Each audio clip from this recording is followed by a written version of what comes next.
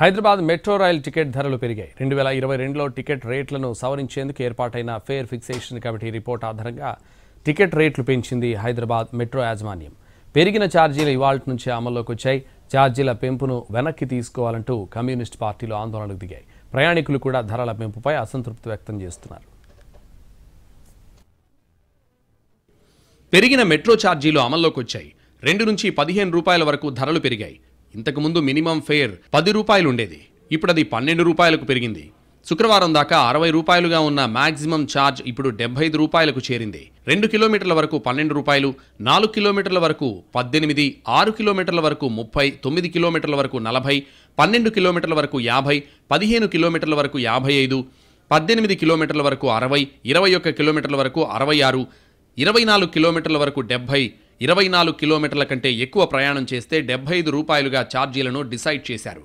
Metro ఛార్జీల్లో సవరణకు కేంద్ర పట్టణాభివృద్ధి మంత్రిత్వ శాఖ అదనపు కార్యదర్శి సురేంద్ర కుమార్, రాష్ట్ర మున్సిపల్ శాఖ ప్రత్యేక ప్రధాన కార్యదర్శి అరవింద్ కుమార్, రిటైర్డ్ జస్టిస్ శ్యాంప్రసాద్లతో కమిటీ ఏర్పాటు చేసింది ప్రభుత్వం.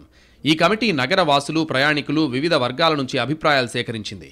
క్షేత్రస్థాయిలో పర్యటించి స్టడీ చేసి 2023 జనవరి 25న తన నివేదికను అందజేసింది. ఫేర్ ఫిక్సేషన్ కమిటీ సిఫార్సులకు మెట్రో రైల్వే అడ్మినిస్ట్రేషన్ కట్టుబడి ఉండాల్సి ఉంటుంది. మెరుగైన సేవలు అందించడం, ఆర్థికంగా నిలదొక్కునేందుకు మధ్య సమతౌల్యాన్ని పాటిస్తూ ఫేర్ ఫిక్సేషన్ కమిటీ ఛార్జీలను సవరించినట్లు మెట్రో యాజమాన్యం చెబుతోంది. కరోనా విలయం సృష్టించిన సమయంలో తీవ్ర నష్టాలు ఎదుర్కొంది మెట్రో. ఈ విషయంలో తమకు సాఫ్ట్ లోన్ ఇచ్చి ఆదుకోవాలని ప్రభుత్వాన్ని కోరింది L&T సంస్థ. గత ఆర్థిక సంవత్సరం వరకు 6,500 కోట్ల వరకు నష్టాలు నమోదైనట్లుగా మెట్రో వర్గాలు ప్రభుత్వం దృష్టికి తీసుకొచ్చాయి. ఈ విషయంలో ప్రభుత్వం నుండి ఇప్పటికీ ఎలాంటి స్పందన రాలేదు. ఒప్పందం ప్రకారం హైదరాబాద్ మెట్రో 50% ఆదాయం మాత్రమే టికెట్ ఛార్జీల ద్వారా సమకూర్చుకోవాలి. మిగతా దాంట్లో 45% వరకు మాల్స్, రియల్ వ్యాపారాలు వంటి వాటి నుంచి సమకూర్చుకోవాలి.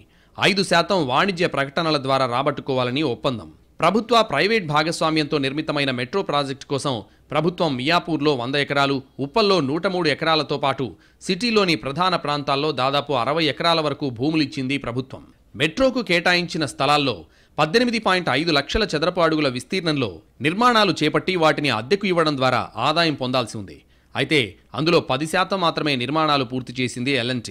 మాల్స్ నిర్మాణంలో L&T తగిన శ్రద్ధ పెట్టలేదనే ఆరోపణలున్నాయి. దాంతో అక్కడి నుండి రావాల్సిన ఆదాయంలో భారీగా లోటు ఉంటోంది. రాబట్టుకోవాల్సిన విధంగా ఆదాయం పొందకుండా తమపై భారం మోపడం ఎంతవరకు సమంజసం అని ప్రయాణికులు ప్రశ్నిస్తున్నారు. మెట్రో నష్టాలకు ప్రభుత్వం కారణం కాదని, నిర్వహణ సంస్థ L&T సంస్థ వ్యవహారమే అని నగరానికి చెందిన నేతలు ఆరోపిస్తున్నారు.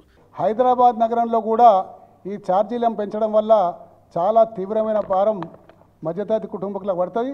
ఎంతోమంది పిల్లలు ఈరోజు మెట్రో రైల్లో ప్రయాణం చేస్తూ ఉన్నారు. మెట్రో రైల్ యొక్క వ్యవస్థని, మెట్రో రైల్ యొక్క కారిడార్లను, మెట్రో రైల్ యొక్క ఈ లెంత్లను ఇంకా పెంచాల్సింది పోయి 100వ మెట్రో రైల్ మీద నిజంగా ఛార్జీల మోత మోగిస్తే రాబోయే రోజుల్లో చాలా కష్టమైన పని. పెంచిన ఛార్జీలను వెనక్కి తీసుకోవాలని కమ్యూనిస్టు పార్టీలు ఆందోళనకు దిగాయి.